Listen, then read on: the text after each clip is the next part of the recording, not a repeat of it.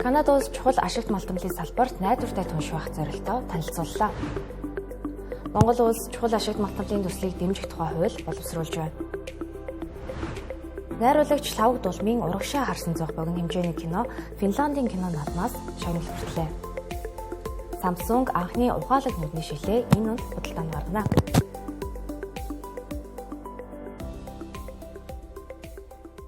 Өглөөний мэндийн өргөг үзэгчтэй ажлынхын хөтөлбөрийн даваа гарагийн цоо шингийн дугаар танд хүргэж бэлэн боллоо. Хүлээн авч үзнэ үү?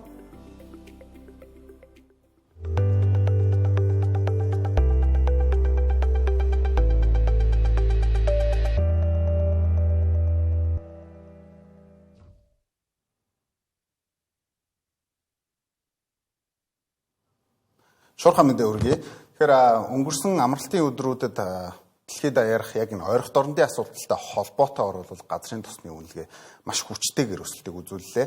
За өнгөрсөн баасан гарагт бол 90 гаруй долларын ам доллар дээр хаагдсан энэхүү одоо газрын тосны зах зээл бол өнөөдөр өглөө фьючерс зах зээл дээр 111 доллар хүртэл өссөн ийм нөхцөл гарлаа. Тэгэхээр энэ бол өөрөө яг ойрох дорнод болж байгаа энэхүү мөргөлдөөнтэй холбоотойгоор хөрөнгө оруулагч нарын за тэр дундаа яг урт хугацааны одоо хөрөнгө оруулж байгаа эдгээр одоо хүмүүсийн хувьд бол одоо маш чухал ийм мэдээлэл болсон учраас бол одоо газрын тосны үнэлгээ бол өсөж ийн гэж харж байна. За мэдээж Иран дахь Ормосын хоолойтой холбоотой асуудлаар бол одоо энэхүү газрын тосны үнэлгээ бол маш хурдцтайгаар өсөж байна. За энэ тохиолдол бол одоо түүхэнд болоогүй гэдгээр бол одоо маш өндөр өсөлтөө гэдгээр бол одоо тэмдэглэгдэж байна шүү дээ. Тэгэхээр 7 хоногийн хугацаанд бол нийтдээ ойролцоогоор 60 гаруй одоо хувийн одоо өсөлтийг үзүүлсэн ийм нөхцөл бол урд нь түүхэнд тохиож байсангүй.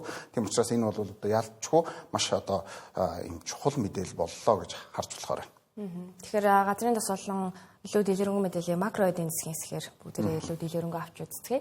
Тэгэхээр өндөр технологийн эрдэс буюу чухал ашигт малтамлын салбарт Америкийн нэгдсэн улс болон Канада тэргүүтэн улсууд бас өөрийн стратеги тодорхойлж илүү тодорхой болгож эхэллээ. За тухайлбал өнгөрсөн 7 хоногт болсон PDAC буюу уул уурхай салбарын хамгийн том арга хэмжээ зохион байгуулагдсан байна. За 27 гаруй мянган хүн оролцсон энэхүү арга хэмжээнд Канада улсын эрчим хүч, за байгалийн нөөцийн сайд, тим хоочсон, за тус улсын чухал ашигт малтамлын салбарт хэрэгжүүлэх стратеги танилцуулсан байгаа. За мэдээж бас манай улсын хувьд ч гэсэн энэ хаврын чуулганаар чухал ашигт малтамлын тухай одоо хуулийн одоо шинэ хуулийн талаар хэлцэх юм тавтай байгаа. Тэгэхээр Канадын нүүдэл ер нь ямар байсан талаар илүү дэлгэрүүлж ярилцгаая. За ер нь бол Канада улс стратегийн чухал ашигт малтмал буюу одоо энэ critical minerals гэж яриад байгаа. За энэ салбарт бол 30 жил түншлэл байгуулж нийт 121 тэрбум долларын өртөг бүхий төслүүдийг эхлүүлж байгаа маань. За энэхүү санаачилгаан Канада улсыг дэлхийн зах зээлд ийм найдвартай нийлүүлэгч болох байр суурийг нэлээд баттгаж, за уур амьсгалын өрсөлдөлтөд тэмцэх ногоон технологид шаардлагатай за түүхийн эдийг дотооддоо болон холбоотой орнуудын хамтаар бэлдэх ийм зорилготой байгаа. За дотоодын болон олон улсын байгууллага компаниудтай хамтарсан шинэ хилцээрүүд бүхий 30 шинэ түншлэл байгуулж байгаа. За мөн төслүүдийг хэрэгжүүлэхэд зориулж нийт хөрөнгө оруулалтын сая дурдсан 121 тэрбум доллар.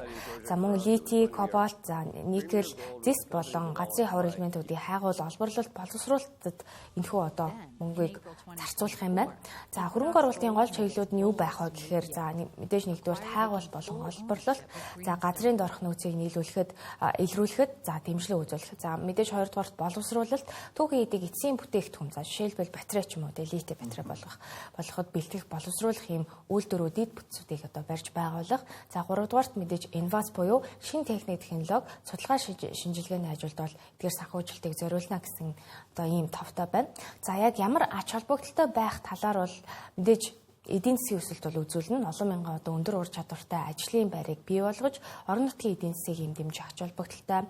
За мөн чухал ашигт малтамлын нийлүүлэлтээр гадны орнуудаас за ялангуяа бүгд найрамдах хятад орд улсаас ийм хараат бус байхыг бол зорж байгаа маань. За мөн байгаль орчны тал дээр дэлхийн хэмжээнд нүүрс зөрөгч ялгарлыг бууруулах зорилттой хэрэгжүүлэхэд Канадын ашигт малтамлал одоо гол хөдөлгүүр болно гэж үзэж байгаа. За тэгэхээр ерөнхийдөө дүгнэлт хэлэхэд бол энэхүү алхам нь Канада улс дэлхийн ногоон эдийн засгийн төв болох амбицтай төлөвлөгөөнийхөө нэг хэсэг буюу за critical minerals strategy буюу стратеги ашигт малтамлалын одоо чухал ашигт малтамлалын стратеги өрөнд хийгдэж байгаа хамгийн том хөрөнгө оруулалтуудын нэг болон одоо тэмдэглэгдэн үлдэж байна. За тэгэхээр өргөжлүүлээд хоёлаа Америк нэгдсэн улсын бас стратеги ашигт малтамлалын талаар яриагаа өргөжлүүлээ. Тэгэхээр өнгөрсөн 2 дугаар сарын 3-ны өдөр одоо нэгэн мэдээллийг бол Дональд Трамп Азийн одоо ордноосоо мэдээлсэн байж байгаа. Тэгэхээр тэр нь ямар мэдээлэл юм гэхээр Project Vault гэдэг нэртэй одоо төсөл хэрэгжүүлнэ гэдгээ бол зарлж байсан. За энэ нь одоо Америкийн нэгдсэн улсын өөрсдийн одоо энэ critical mineral гэж хэлээд байгаа. За ашигт чухал ашигт малтмал гэж хэлээд байгаа.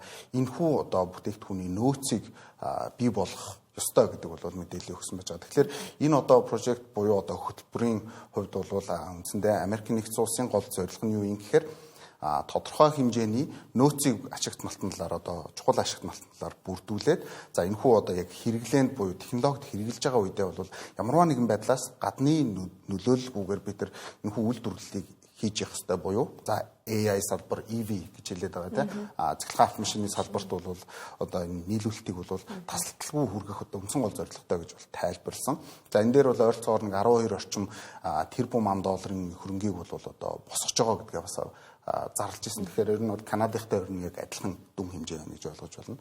За үүнээс бол 10 тэрбум ам долларыг бол Exim банкнаас бол санхүүжүүлнэ. За үлдсэн 2 тэрбум ам долларын бол олон нийтээс бас босгох ийм төлөвлөгөөтэй байгаа гэдгийг бол танилцуулжсэн. Тэгэхээр Америк нэгдсэн улсын хувьд бол үндсэндээ өөрсдөө бол яг энэхүү одоо ашигт малтмалыг ерөнхийдөө олборлолт бол тун багтаа гэж ойлгож байна. За цөөхөн хэдхэн компани байдгийн нэг хамгийн томоохон компани бол MP Materials байдаг. MP Materials-ийн хувьд бол одоо үгдийн яг энэ Америкийн хөрөнгийн зах зээл дээр бол маш хүчтэй өсөлтүүдийг бол тухайн үед бол үзүүлж исэн байж байгаа. За тийм учраас ер нь бол яг энэ одоо чухал ашигт малтмал гэдэг одоо ойлголтын нөөцийг бол дэлхийд даяараа бол одоо бүрдүүлж эхэлж байгаа. За үүний хамгийн том нийлүүлэгч нь бол мэдээж одоо Хятад улс байдаг. Хятад улс бол ойролцоогоор 80-90%-ийг бол ерөнхийдөө дэлхийд дээр яг энэ хүү бүтээгдэхүүнүүдийг нийлүүлж байгаа гэсэн бас том мэдээлэл байдаг. Тэгэхээр тарифтай холбоотойгоор яг энэ асуудлууд чөндөгжсэн.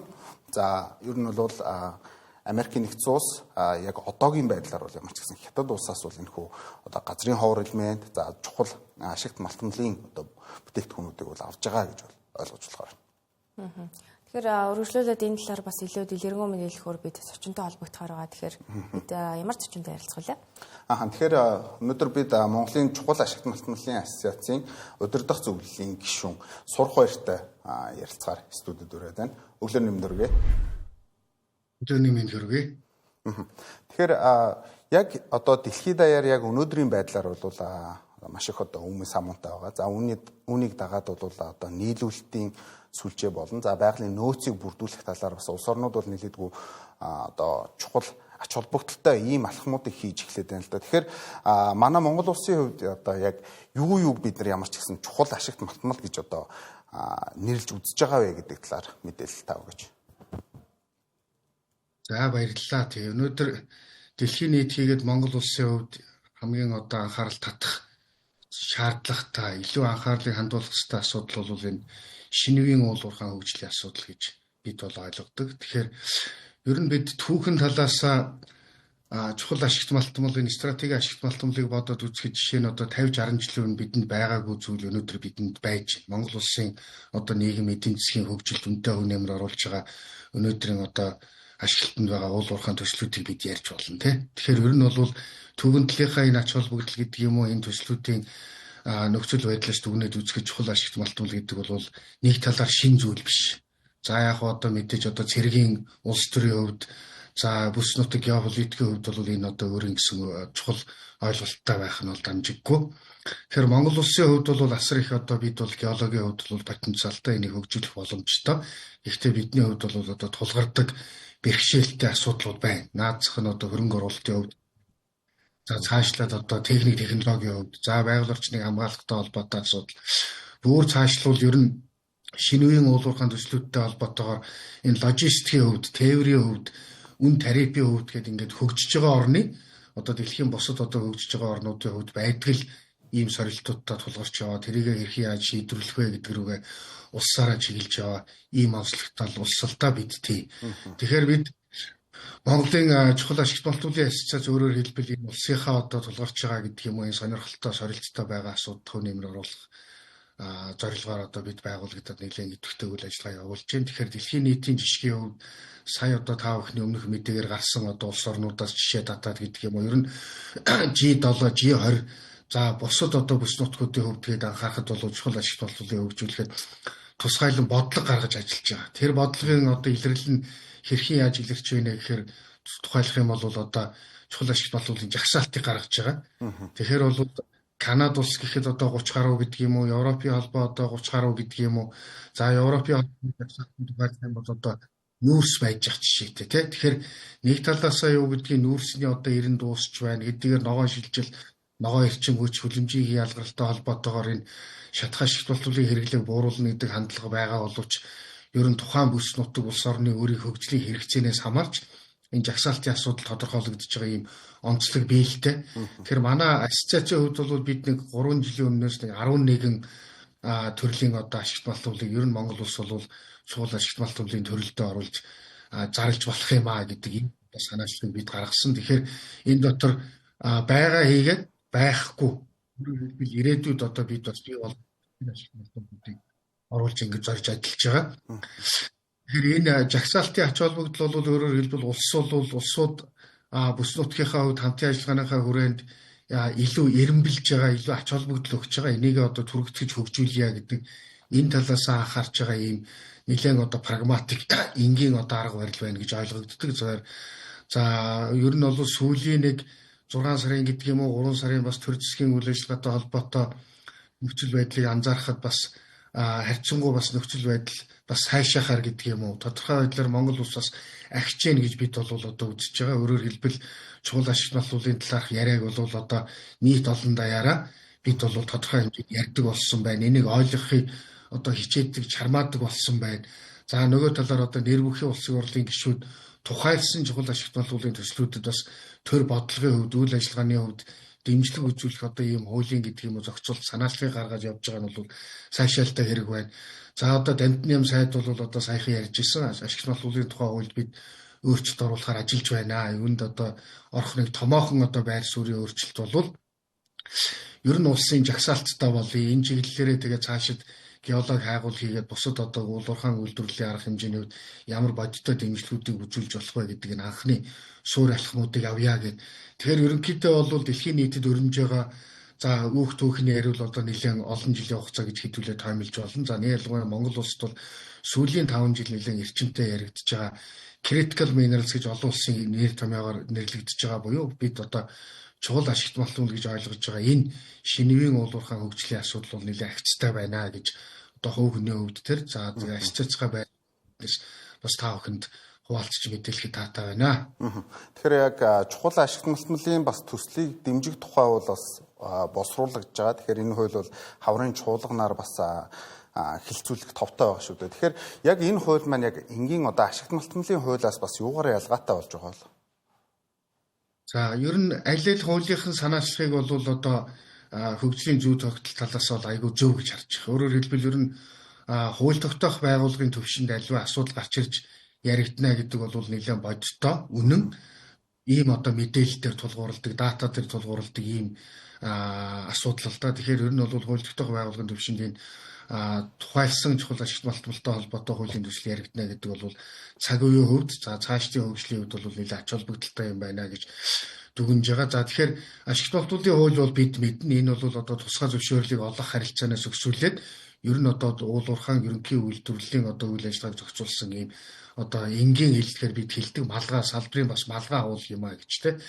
За нөгөө талаар Монгол улсын ер нь эрх зүйн тогтолцоонд ямар жишг байдаг вэ гэхээр бид одоо тухайлсан том стратегийн төслүүдэд хууль тогтоох байгууллагаас одоо тухайлсан хууль гаргаж дэмжиж ингэж хэрэгжүүлж явдаг манад ийм жишг бий л дээ. Өөрөөр хэлбэл бид газрын тосны одоо үйлдвэрийг байгуулахтай холбоотойгоор тэнд одоо тухайлсан хууль гаргаж явж гин гэдэг юм уу те. Тэгэхээр энэ одоо эрх зүйн хөгжлийнхээ энэ жишгийг дагж одоо чухал ашигт боловсролын гэж нэрлэгдэж болох цаашид хөгжүүлэх шаардлагатай гэж үзэж байгаа төслүүдийг тэр жагсаалтынхаа хүрээнд гэдэг юм уу нэлээд одоо стратегийн хувьд ач холбогдол өгч ингээд тусгайлсан эрх зүйн зохицуултыг бий болгоё гэдэг энэ Монгол улсын их хурлаас гарч байгаа хууль тогтоох байгууллагаас гарч байгаа санаачлага бол бас одоо нэлээд үр дүнтэй байж болох юм. Гэхдээ мэдээж одоо альва хууль батлагдаж гарна, тодорхой хэмжээнд одоо хэрэгжин, нутагшин гэдэг бол өөрөө цаг хугацааны асуудал байдгийг бид бол мэднэ. Тэгэхээр ер нь бол энэ цаг хугацаа, цаг үе, хөгжил хэрэгцээ шаардлага талаасаа бол ашигт боловсролын тухай хуулийн хүрээнд яригдж байгаа асуудал. За нөгөө талаар тухайлсан одоо эрх зүйн зохицуулалтын хүрээнд яригдж байгаа энэ асуудал бол Монгол улсын энэ цаашдын чухал ашигт боловсролын хөгжилд бол одоо үнэтэй хөв нэмэр оруулах ийм одоо үйл явдал болж байна гэж харж бас хөндлөнгөөс дэмжиж байгаа. Тэгэхээр бас сүүлийн үед яг энэ хайгуулыг нэмэгдүүлэх талаар бас шатндаа бас нэлээд мэдээлэл гараад байгаа. Тийм учраас энэ хууль батлагдсанаараа хайгуулын ажилд ерөнхийдөө хөрөнгө оруулалтууд татахад хэрэг одоо нөлөө үзүүлнэ гэж таарч байна. За ер нь уул уурхаан одоо гэдэг юм уу энэ үйл ажиллагааг хөгжүүлэхэд үндсэн 3-4 нөхцөл байна. Ер нь тухайн улсын одоо геологийн үндсэн суурь потенциал байна уу юу гэж. Тэгэхээр энэ дээр бол Монгол улс бол одоо дэлхийн одоо эхний 10-20-д ирэмблэгддэг маш одоо өршөлдөх чадвартай ийм улс. За хоёрдугаарт ер нь хуулийн эрх зүйн орчин ямар байна вэ гэж тодорхой байна уу, оновчтой байна уу, ойлгомжгүй байна уу, давхардал зөрчил хийдлийн хувьд юу байна гэж. Тэгэхээр энэ одоо хоёрдугаарт ирэмблэгддэг асуудлын хувьд бол Монгол улс бол сүүлийн он жилүүдэд бол бас тодорхой байдлаар юу гэдгийг жоохон хасханаа аваад явж байгаа асуудал бий. Гэхдээ энэ хөгжиж байгаа орнуудад байдаг тулгардаг л ийм л асуудал. Тэгэхээр энийг бол бид аль болох одоо эрих талаас нь хүлээж авч монголчууд бол тогтворгүй хуулийн эрх зүйн орчинтой гэхээс илүүтэйгээр сайжруулах тэр тогтвортой болох, ойлгомжтой болох тал руугаа илүү чиглэж байгаа ийм одоо хөгжиж байгаа орн гэдэг энэ талаасаа бид тодорхой байдлаар нэгдсэн ийм ойлголтод хүрэх ёстой болов гэж ингэж боддог. За 3-дугаарт улс төрийн нөхцөл байдал байгаа тийм. За тэгээд 4-дугаарт одоо юу гэдгийг энэ дэд үтсийн хөгжилтэй холбоотой асуудал гэдэг ингээд бас харьцангуй бид хэдийгээр одоо хоёр хөршийн дунд хилэлдэг ийм одоо улс орон хэдиж манай одоо агаарын харилцаа, төмөр замын харилцаа, авч замын харилцааг сүүлийн жилүүдэд тодорхой байдлаар ахиж. Тэгэхээр энэ 2 буюу 3 дугаар асуудал дээр эрэмблэгдэж байгаа улс төрийн нөхцөл байдал бол бас энэ уулуурхаан салбарыг цаашид хөгжихэд бас нэлээд одоо жинтэй хөв нэмэр оруулсаар гэдэг юм уу. Зарим талаар эерэг, зарим талаар одоо сөрөг хөв нэмэр оруулсаар бид бол ард түмнэрээ ол мэдж байгаа. Тэгэхээр энэ аль талаас нь одоо бид бол асуудлыг бас сайжруулах зүй шаардлага байна. Тэгэхээр хуулийн эрх зүйн орчин сайжирснаар ер нь хайгуул гэх үү, олборлолт гэх үү, үйлдвэрлэл гэх үү, баяжуулах, боловсруулах гэдэг юм уу. Энэ одоо аль үе шатанд бол тодорхой байдлаар цаг хугацааны хувьд бол үнэтэй хөв нэмэр оруулна. За Монгол улс бол өнөөдөр одоо хүнд үйлдвэрийн тухай хууль гэдэг юм уу наривчилсан одоо тэр зохицуулт бол байхгүй байна. Тэгэхээр энэ чухал ашигт малтбарын одоо тухайлсан төслийг дэмжих энэ эрх зүйн зохицуулт бол магадгүй одоо тэр эрх зүйн цоорхоо гэдэг юм уу нөхөх эрх зүйн орчныг бүрдүүлэх талдаа гэдэг ер нь бол ач холбогдол бол байна л гэж одоо ийм ойлгож нэлээд өндөр хүлээлттэй салбарын хувьд одоо бид харж байж байгаа. Тэгэхээр хоёулаа ярианыхаа төгсгөлд бас нэг асуултыг би танаас асуумаар байна л да. Тэгэхээр ингээд ямар ч гэсэн хөрөнгө оруулалтын хуулийн эрх зүйн орчин сайжирснаар бол хөрөнгө оруулалт бол нэмэгдэх нь бол боломжтой болно. Тэгэхээр яг энэ нөхцөл бас одоо юу гэдгийг орон нутгийн одоо иргэдийн эсэргүүцэлтэй ерөнхийдөө бас ихээр тулгарх асуудал байдаг. Тэгэхээр үүнийг бид нар ерөнхийдөө улсаараа ерөнхийдөө яаж давж гарах юм. Тэгэхээр олон улсын бас нөхцөл байдал урд нь түүхэнд яаж явдаг байсан гэдэг талаар та маш товчхон бас мэдээлэл өгөөч. За тэгээ маш сонирхолтой асуудал байна. Тэгэхээр бид бол их том зургаар нь харуул бид мэднэ. 2019 онд үндсэн хуулийн нэмэлт өөрчлөлт оруулахдаа одоо иргэдийн мэдээлэл авах эрхийг одоо хангах асуудлыг үндсэн хуулийн 6-гийн 2-т оруулсан. Тэгэхээр энэ бол ер нь одоо улсын хувьд, төрийн хувьд, бодлогын хувьд ер нь иргэдийн өөрийнх нь уулуурхаан үйл ажиллагаатай холбоотойгоор, байгаль орчинтой холбоотойгоор энэ мэдээлэл авах эрхийг үндсэн хуулийн хүрээнд дахин баталгаажуулсан, дахин сайжруулах ёстой. Холбогдох салбарын зохицуултуудыг одоо улам чамбааруулах хэрэгтэй гэдэг ийм ард түмний гэрээ гэдэг юм уу нэг ийм том зураг болсон гэдгийг бас тодтогоод хэлхийг хүсэж байна. За нөгөө талаар иргэд та бидэнд бол уул уурхаа бол ерөнхийн нэр томьёог сонсоход бид бүгдийг мэддэг шиг боловч нөгөө талаар бид бодоход бидний мэддэггүй шин соёл, шин салбар гэж ойлгох хэрэгтэй байна гэж бид одоо би хувьдаа бол тэгж бодож байгаа. Тэгэхээр бид ерөнхийн сонссон за хоёрдугаар энэ уул уурхаа гэдэг ингээд юу гэдгийг ухаад олборлоод ачтгал гэдэг ийм ерөнхий зүй тогтолцоог ойлгохоос түүнээс цааш асуудлыг бол үнэхээр бидний энэ өнөөдрийн цаг үед хийгээд цаашид бол шинэ хэвээрээ байна. Тэгэхээр энэ шинэ гэдэг ойлголтыг задлахын тулд иргэдэд одоо мэдээлэл бол ил тод байх болох ёстой шаардлагатай байна. За үйл ажиллагаа бол одоо тодорхой байдлаар шийдвэр гаргах тэр нөхцөл байдалд бас оролцдог байх хэрэгтэй гэдэг олон улсын жишгүүд хоёрдугаарт энэ Монгол улсын холбогдох хуулийн шаардлагуудыг бид цаашид бол тодорхой байдлаар хэрэгжилтийг нь эрчимжүүлэх, сайжруулах ийм шаардлага байна л да. Тэгэхээр одоо ер нь бизнест бол нэг хэл байгаа. За энэ бол бид мэдж байгаа байгаль орчин нийгэм засаглал гэж. Тэгэхээр олон улсын томьёонд хэллэгт яригддаг энэ ESG буюу Environment Social Governance гэдэг энэ ойлголтыг илүү нутагшуулах. Одоо хамгийн энгийн асуулт асуухад энэ нүүрсний гэдэг юм уу, одоо зэс салтны гэдэг юм уу нэг төсөл явж гэнэ гэхээр энэний ард одоо эзэмшигч нь хэн байна, ямар хөрөнгө оруулагч байна, ямар бодлоготой, ямар одоо бизнесийн соёлтой хүн бэ гэдэг асуудал бол одоо ард түмэн та бидэнд бол дандаа онцлог шиг байж ирсэн. Тэгэхээр тухайлах юм бол энэ нийт одоо онцлог гэдэг юм уу ойлгомжгүй мэдээлэл одоо дутмаг байгаа асуудал бол цаашд бол энэ эрх зүйн зохицуулт сайжрах хийгээд за нөгөө талаар одоо энэ бизнесийн соёлын хүрээнд ингээд сайжраад явхад аяндаа бол одоо Монгол Улсын уулуурхай салбарын энэ нийтийн зөвшөөрөл буюу social license бол сайжирна гэдэг одоо ийм байр суурьтай ийм одоо үзэл бодолтой байдгаа. Тэгэхээр энэ төр засгийн хөвдөж тэр за салбарын хувьд одоо бизнес эрхэлж байгаа байгууллагуудын хөвдөж тэр ер нь одоо иргэдийн оролцоо мэдээлэлээр хангах за тодорхой байдлаар шийдвэр гаргахын нөхцөл байдлуудыг сайжруулах.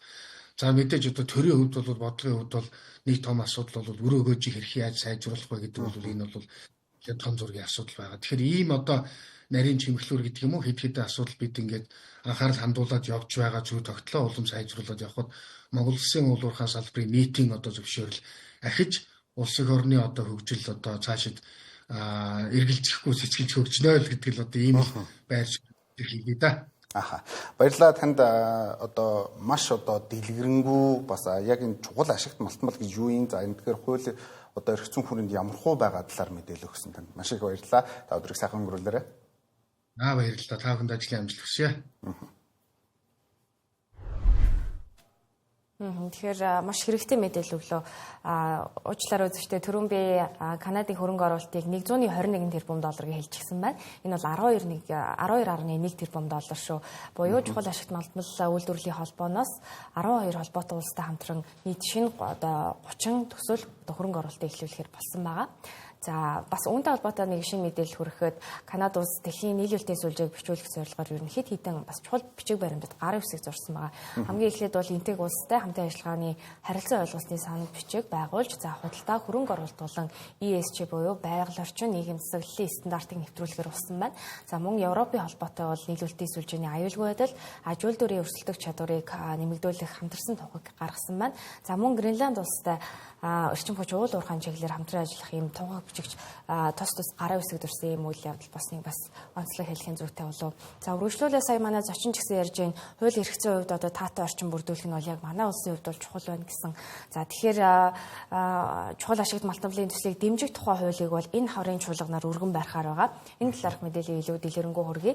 За энэхүү хуулийг санаачлагчдын хувьд бол улсын их хурлын гишүүд уянга, за лодой самбуу, мөнх соёл, мэд сайхан, сайн зориг, үүрийн туяа, цингүүн гэсэн энэ эдгээр улсын их хурлын гишүүд бол энэхүү хуулийг санаачлан улсын их хурлд өргөн барьж байгаа. За энэхүү хуулийн төсөл нь бол Монгол улсын стратегийн ач холбогдол бүхий чухал ашигт малтмалын төслүүдийг төрөөс тусгаалan дэмжих, за тэдгээрийн үр өгөөжийг хуваарлах, за хөрөнгө оруулалтын таатай орчныг бүрдүүлэх юм зорилгын дор бол хэрэгжихээр байгаа. За хуулийн төслийн гол агуулгыг одоо дараах 5 хэсэгт маш товчхон одоо багцлан тайлбарлая. Нэгдүгээрт бол чухал ашигт малтмалыг тодорхойлох бүртгэх асуудал яригдж байгаа.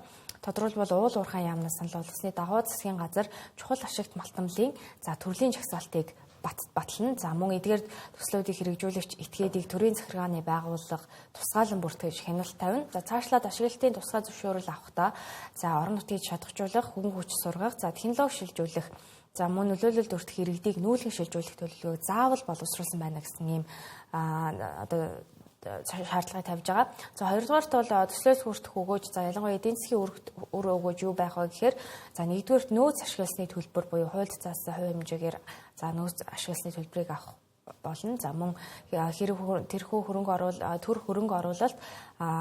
төр хөрөнгө оруулсан бол тэр хэмжээгээр бас ашиг хүртэн. За мөн төсөл хэрэгжүүлэгч анхны хөрөнгө оруулалтаа нөхөж дуусны дараагийн жилээс эхлэн цэвэр ашигынхаа 10% төвлөрүүлнэ. За мөн нийтийн зориулалттай зам дэд бүтцийн бүтээн байгуулалтаа үр өгөөжийг одоо байгуулалтаар бол үр өгөөжийг тооцож болно гэсэн маань. За үүн дээр бол төрөөс үзүүлэх за дэмжлэг юу байх вэ гэхээр мэдээж хүний нөөц боловсролын сургалтын дэмжлэгүүд байна. За мөн технологи инновац нэвтрүүлгээ тусгална. За мөн санхүүжилт газар одоо дэд бүтцийн асуудлыг шийдвэрлэх дэмжлэг үзүүлэх. За гадаадын шууд хөрөнгө оруулалт татах, экспортыг дэмжих гэсэн байдлаар төрөөсөл дэмжлэг үзүүлж бизнесийн таатай орчныг бүрдүүлэхэд бол хамтран ажиллана.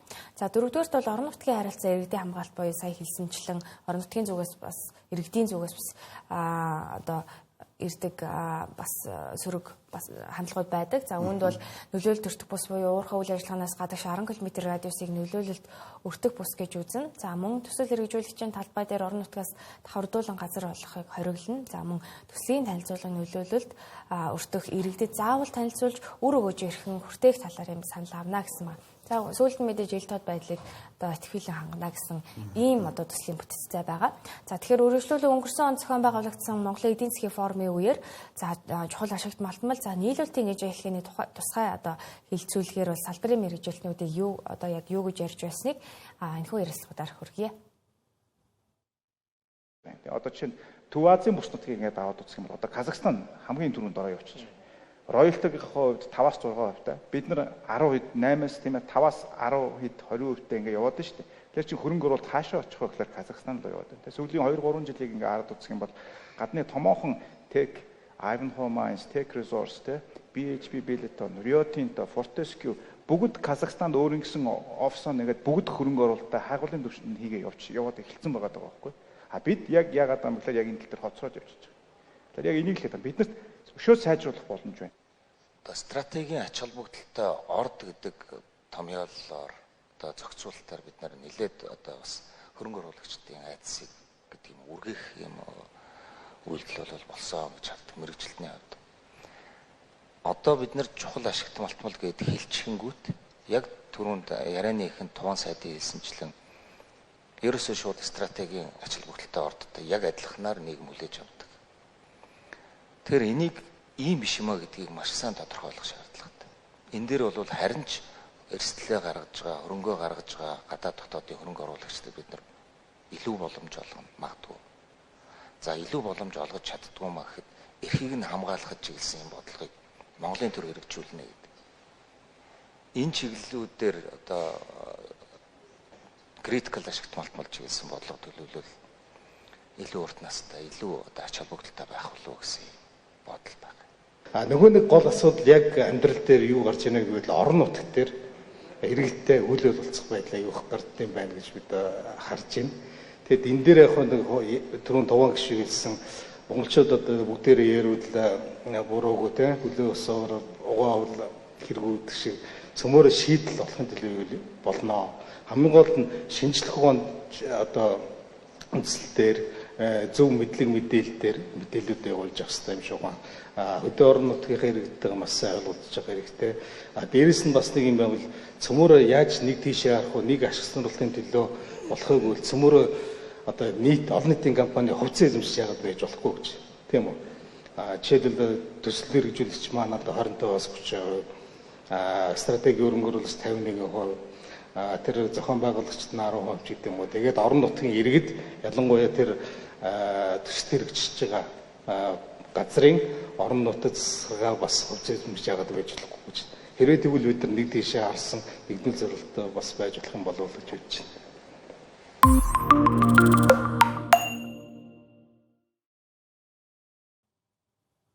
Үзэгчтэй ажлын хөтөлбөр дотоод мэдээний хэсгээр үргэлжлүүлж байна. Тэгэхээр бидний хамгийн ихэнд онцлох мэдээлэл бол нэгэн таатай мэдээлэл нь тодруулбал найруулагч Лавг Дулмын шинэхэн уран бүтээл за урагшаа харсан цавх богино хэмжээний кино 78 дахь удаагийн за Локорногийн олон улсын кино наадмын богино хэмжээний киноны уралдаанд хэсэгт сонгогдсон дэлхийн нээлттэй 8 дугаар сарын 10-ны өдөр хийсэн.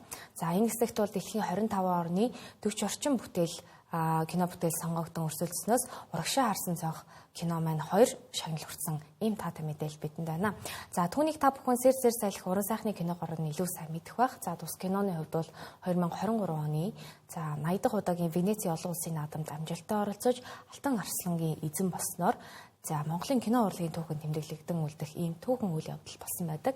За харин урагшаа харсан одоо цаох киноны тухайд бол хүүтэн хүндий за болсон харилцаагаа эргүүлэн амархаар хичээж байгаа залуухас хэрхэн бие биенээ ойлгон за асуудлаа даван туулж буйг нэмэлт хачиргүй уран сайхны энгийн өгүүлэмжээр төрсөн ийм бүтээл болсон байна. Тэгэхээр энэ бүтээл бол 78 дахь удаагийн Локорногийн олуулсан кино надмаас богино хэмжээний киноны төрөлд 2 шагнал хүртсэн байна. Тэгэхээр бас зүй ёсоор баяр хүрхэн зүйтэй болов гэж бодож байна.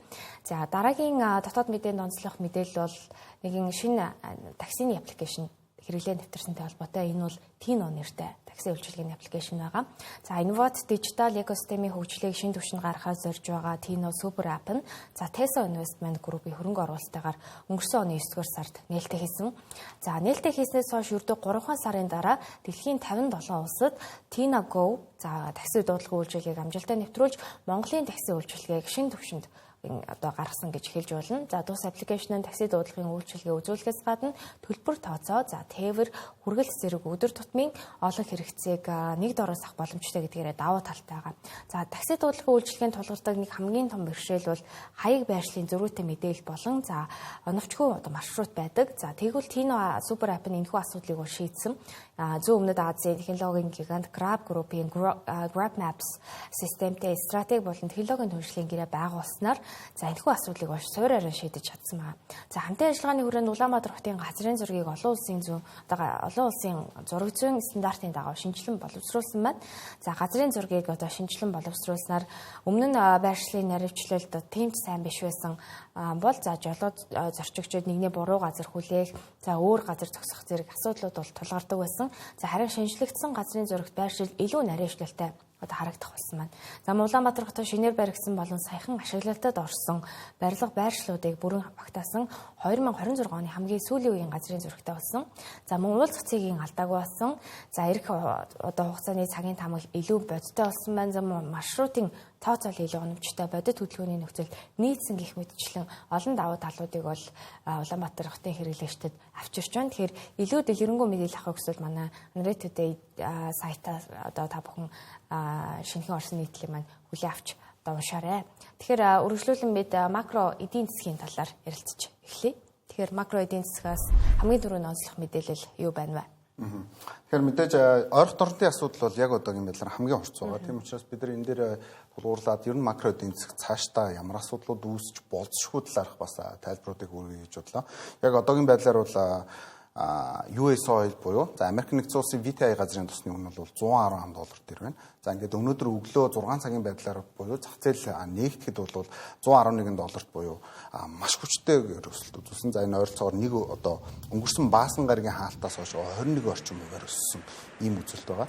За тэгвэл өмнөх 7 хоногийн нэгдэх өдрөөс буюу за ерөнхийдөө ойрох дорнын асуудал одоо гуцтмал болж гиснээс хойшоогоо бол газрын төсний үнэлгээ ойролцоогоор 70 орчим хувиар өсөд байна гэж ойлгож болно. Тэгэхээр энэ бол одоо түүхэнд байгаагүй хэмжээний за 7 хоногийн хувьд бол өсөлт болж байна гэж харж болохоор.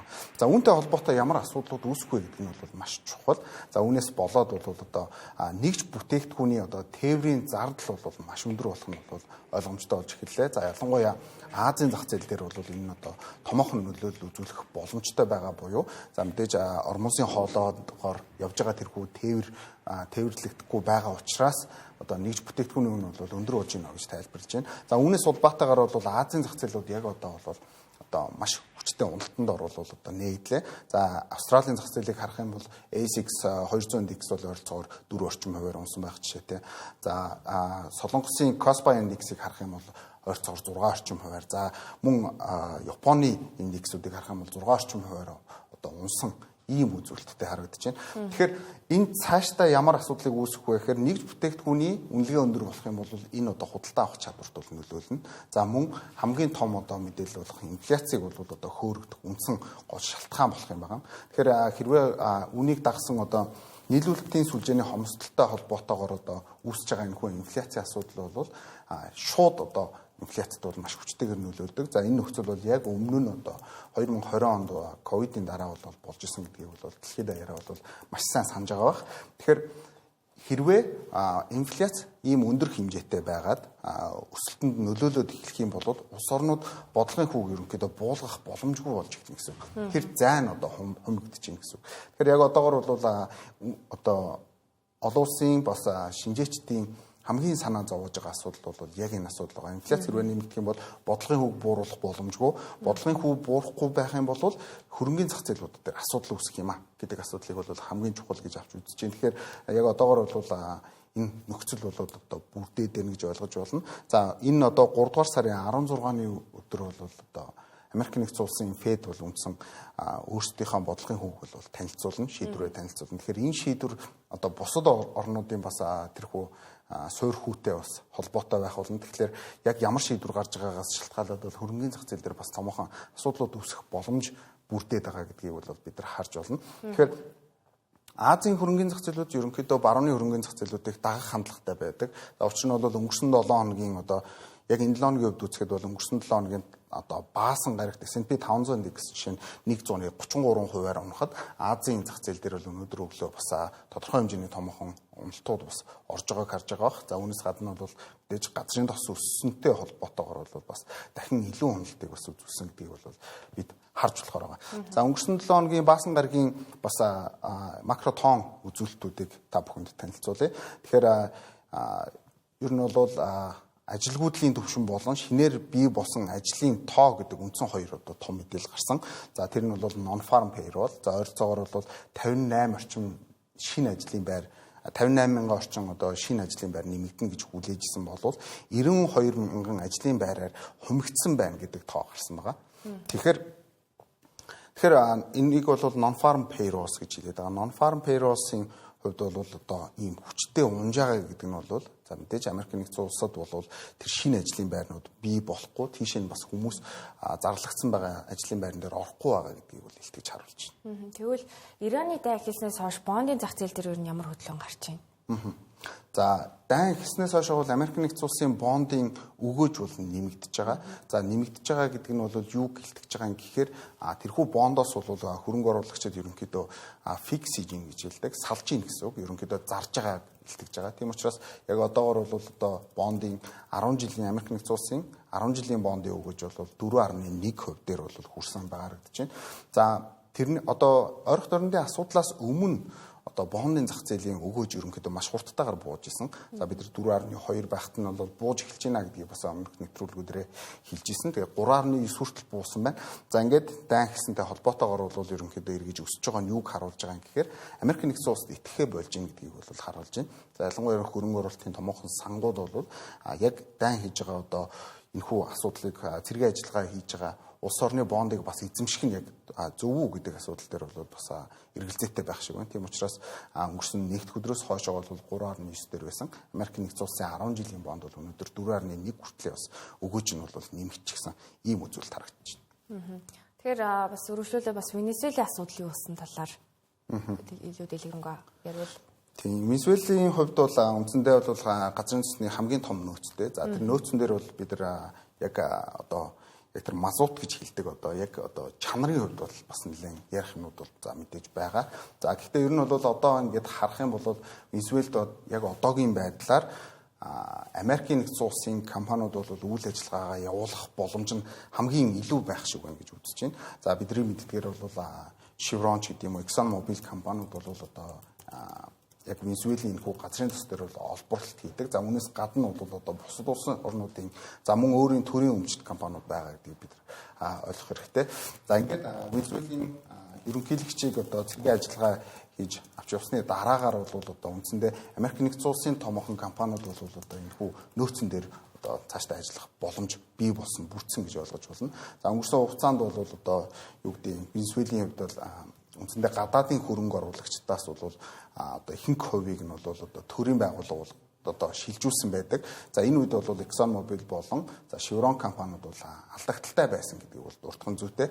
За энэхүү ерөнхийлөгчийг бас баримтчилж авч явсны дараагаар бол энэ том зах зээл дээр бол Америкийн нэгдсэн улсын компаниуд бол ерөнхийдөө одоо яг үүн дээр бол одоо илүү их одоо илүү давуу байдалтайгаар одоо ажиллах боломж нь бий болж байна гэдгийг бол харж болохоор байгаа. Тэгэхээр ер нь бол яг зүгээр олон улсын бас хэвлэл мэдээллийн байгууллагуудаар мэдээлж байгаагаар бол за Америк нэгдсэн улс бол босоо одоо тэнхлэг дээр бол яг энэхүү газрын тосны одоо нөөцийг бол эзэмших ийм одоо бодлого баримталж байна гэж бол тайлбарлаж байна.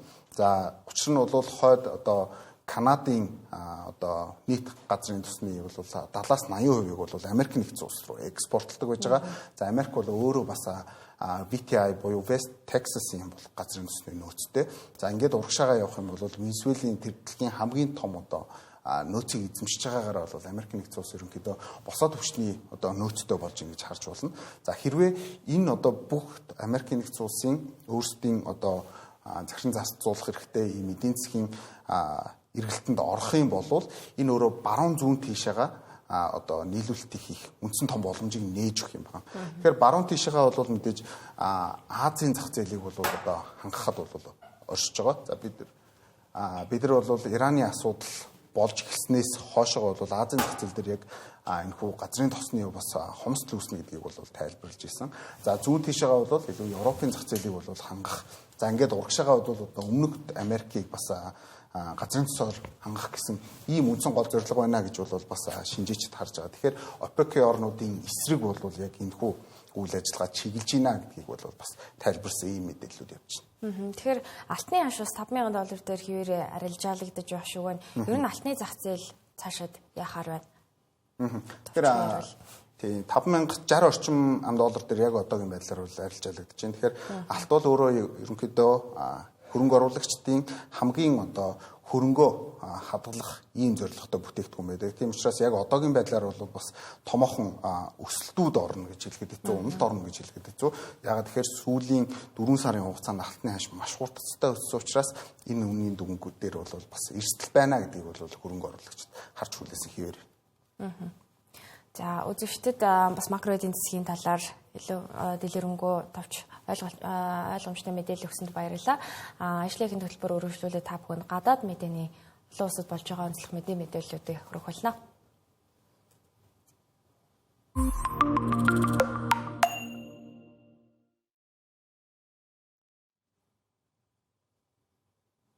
Тэгэхээр гадаад мэдээний хэсэгт бидний хамгийн ихэнд онцолж байгаа мэдээлэл бол Samsung компанитай холбоотой. Илүү тодруулах юм бол Samsung компани өөрийн анхны хиймэл оюунд ухаалаг нүдний шилийг хөгжүүлж байгаа албан ёсоор зарлж зарим чухал үзүүлэлт бол худалдаанд гарах бас хугацааг одоо товыг зарласан байгаа. За энэхүү одоо хиймэл оюунд нүдний шил бол 2026 онд худалдаанд гарахаар байна. За үндсэн үзүүлэлтийн хувьд бол Qualcomm-ийн тусгаалan зориулсан Snapdragon AR1 2 дугаар одоо үеийн чипсетээр тоноглогдно. За камерын хувьд бол Sony-гийн IMX681 12 мегапикселийн мэдрэгчтэй камертай байх юм байна. Энэ нь бол одоо орчныг таних, за зураг авах боломжийг бол маш сайн ойлгоно. За мөн Google-ийн Gemini AI загвар дээр суурилсан одоо multi-model AI функцийг ашиглахаар байгаа маань. За энэ нь таны харж байгаа зүйлийг тайлбарлах, текст орчуулах, за QR код унших зэргүүлүүдийг одоо бодит цаг хугацаанд бол гүйцэтгэнэ гэсэн үг. За мөн жингийн хувьд бол хэрэглэгчдэд ачаал өгөхгүй байх үүднээс ердөө 50 грамм орчим жинтэй байх юм байна. За батарей бол бас маш чухал байдаг. За энэ бол 155 мАh багтаамжийн батарейтай байх юм байна. За гол функцүүд бол мэдээж QR код уншуулж болно гэж байгаа учраас төлбөр тооцоо хийхэд ямар ч асуудалгүй гэсэн үг. За хүнтэй ярилцаж байх үед гадаад хэлийг шууд орчуулах, тохионы хэл таних зэрэг боломжууд багтсан байгаа маань. Мөн нүдний шилэн хүний царайг таних, нэрийн хуудсыг санах, за хоолын одоо сануулгах хөх зэрэгт бол туслахаар байгаа маань. За энэхүү бүтээгдэхүүн нь Meta болон Ray-Ban-ы одоо хамтарсан ухаалаг нүдний шилтэй шууд өрсөлдөх ийм зорилготой юм бүтээгдэхүүн байгаа. За тэгэхээр дараагийн онцлог мэдээлэл юу вэ? Тэгэхээр Netflix компанитай холбоотой мэдээлэл байна. Тэгэхээр пүрэвгарагт бол Оскарын шагналт за Ben Affleck-ийн хувьд бол яг энэхүү AI-г хөгжүүлдэг Interpositive компаниг ерөнхийдөө худалдаж авснаа зарласан. За ер нь бол Ben Affleck-ийн хувьд бол Netflix дээр бас зөвлөхөр ажиллах энэ удаа ажлын байран дээр байгаа гэдгийг бол бид нар дурдхан зүйтэй. За хэрвээ Ben Affleck одоо AI технологиг илүү ихээр одоо хөгжүүлэх энэхүү компаниг худалдаж авч байгаа бол Netflix-ийн одоо энэхүү кино контентууд дээр илүү одоо тодорхой хэмжээний AI одоо боломжууд нэгдэж байгаа талаар бас мэдээлэл байна. За хэрвээ энэ одоо хилцэл бол эцсийн байдлаар зарлагдаад гэх юм бол одоо Netflix-ийн хувьд бол ерөнхийдөө өөрсдийнхөө бас тэрхүү кино контентэнд зарцуулж байгаа тэрхүү одоо мөнгөн хөрөнгийг бас багасгах буюу за нэг талаараа бол санхүүгийн үзүүлэлт нь сайжрах юм байна гэдгийг бол онцлсон. За зарим нэгэн мэдээлэлээр бол хэрвээ Netflix-ийн хувьд бол AI-г үнэхээр өөрсдийнхөө контентэд ашиглаж чадах юм бол нийт зардлынхаа 50-60% хүртэл бууруулах боломжтой талаарх бас мэдээллүүд байна.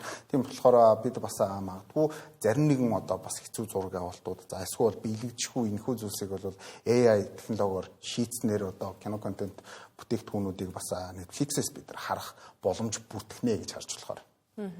Тэгэхээр дараагийн онцлог мэдээлэл бол баг зэргийн таагүй мэдээ байна. Учир юу вэ гэвэл дэлхийн дулаар л одоо хурцж байгааг эрдэмтэд яг судалгааны одоо тоо баримтад үндэслэн анхааруулж эхэллээ.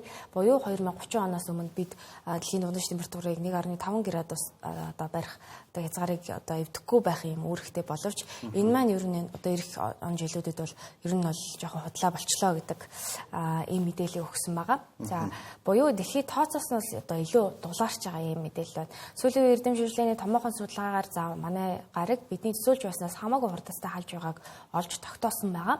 За энэ нь уур амьсгалын өөрчлөлттэй тэмцэх за олон улсын зорилтуудыг биелүүлэхэд илүү одоо улам хүндрэл одоо учруулж байгаа. За судалгааны одоо гол одоо олж мэдсэн мэдээлүүд юу байна вэ гэхээр дэлхийн агаарын дундаж температур өмнөх 10 жилүүтэй харьцуулахад илүү эрчимтэй өсөж байгаа. За сүүлийн хэдэн жилийн өвдөл нь урьд өмнө гаргаж байсан хамгийн муу хувилбаруудаас ч давж муу гарсан байгаа. За үүнтэй холбоотой одоо суурь шалтгаанууд юу вэ гэхээр мэдээж далай тэнгисүүд хүлэмжийн хянаас үүдэлтэй илүүдэл дулааны шингээх чадвар нь хязгаартай тулж за улам их халууныг агаар мандал буцаан ялгаруулж эхэлсэн гэсэн үг буюу манай дэлхий яг шууд утгаараа буцалж байгаа гэсэн үг. За мөн одоо агаарын бохирдлыг одоо цэвэрлэх үйл ажиллагаа за хүн төрөлхтөн бидний эрүүл мэндэд сайнаар нөлөөлж байгаа боловч эргээд нөгөө нэг нарны гэрлийг шууд одоо тусгахаас хамгаалах тэр одоо бүрхүүл маань одоо тэр халахвч маань одоо илүү одоо нэмгэрч байгаагаас тэг гэмтэж байгаагаас одоо үүдэлтэйгээр бол илүү одоо хурдан дэлхий халж байна гэсэн ийм мэдээллийг бол гаргасан байна. Тэгэхээр үзэгчдээ ажлынхын төлбөрийн даваа гарагийн дугаарын түрээд өндөрлөж байна. Бидэнтэй цугойж анхаарлаа хандуулсан та бүхэнд баярлалаа.